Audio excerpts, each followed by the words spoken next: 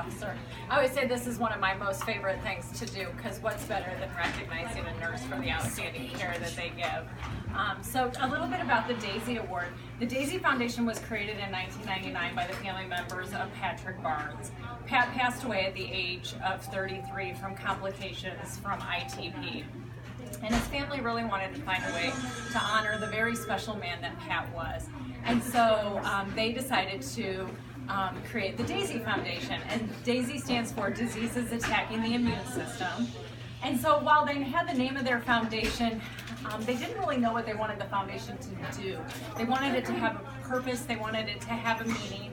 And so as they really thought about Pat and thought about Pat's illness, they kept coming back to one thing, and that was the amazing care that he received from his nurses day in and day out.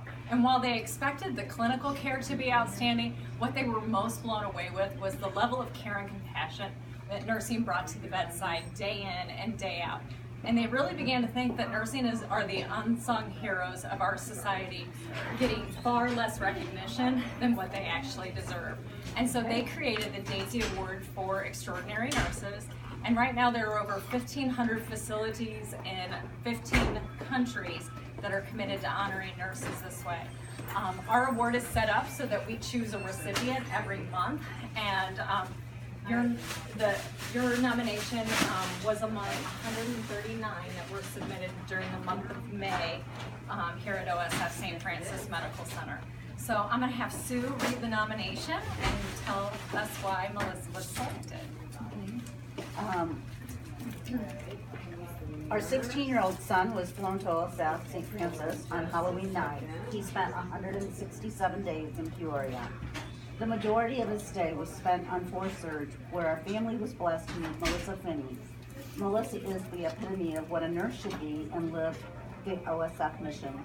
She took time to get to know our son and made him feel at ease.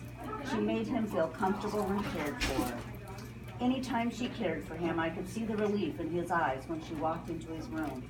She would listen to his concerns and would always think of different ways to help ease his discomfort. She always included him in discussions. On days she was not assigned to his room, she would always stop by to say hi and see how his day was. If she knew he was scheduled for surgery, she would stop by to wish him well, and even left him a note when she missed him to let him know that she was thinking of him. When the doctors and dietitians kept stressing he needed to eat more protein and we were struggling to get him to drink Ensure, Melissa brought in a protein drink with 30 grams of protein that her son likes for him to try. While in traction, Melissa and the housekeeper angled his bed one day so he could watch snow out the window. Our son is a big Kansas City Royals fan. One day Melissa asked me if I would mind if she contacted the Royals organization to see if they would send an autographed picture or something to brighten his day. For her to consider doing this on behalf of our son brought me and my husband to tears.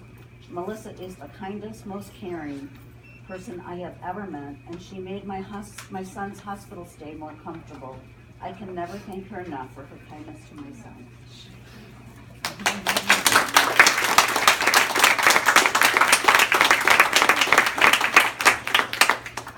We'll make sure to stop crying. All right. Well, it's my honor on behalf of the Daisy Foundation to proclaim you a Daisy Extraordinary Nurse. And I just want to read what's on the award. It says, in deep appreciation of all you do, who you are, and the incredibly meaningful difference you make in the lives of so many people. Thank you. See, I'll cry too. So I also have a pin for you on behalf of the Daisy Foundation. Nurses have a tradition in service pins. We all receive one, as all of you know, when we graduate from school. But this pin is to signify that you're a Daisy Extraordinary Nurse. I also have for you a gift from the foundation, and it's this beautiful hand-carved statue done by the Shona tribe in Zimbabwe, and it's a gift to you from the foundation and from us. And you know, there's a couple very meaningfully significant things about this piece of art. The first is that it sensitively depicts a relationship probably between a mother and a child, but I think it also depicts that relationship between a nurse and our patients that we take care of. The other piece of significance is that the Shona tribe that carves these statues actually holds their healers in a position of great importance in their community. And that was important to the Barnes family as well. The other thing, with the commission of these statues, the Shona tribe in Zimbabwe, the whole country of Zimbabwe, is plagued with economic despair. There's a lot of famine that happens in their country. There's not a lot of work, not a lot of food, not a lot of shelter. But what we're told is that when the Daisy Foundation commissions these statues to be made, there's actually 25 artists who carve these statues for them, but in turn it feeds over 500 people in their community and supports them. So to the Barnes family, it's just one more way that Pat's Life is making a difference all the way across the world. We have for you a banner that's going to hang in the unit in your honor, and we'll find a space for that. I think we probably already have one selected. And as a gift, our PNC Recognition Committee provided you with a badge reel. And somebody asked about the cinnamon. Why did you bring cinnamon? Well, there's a story behind the cinnamon.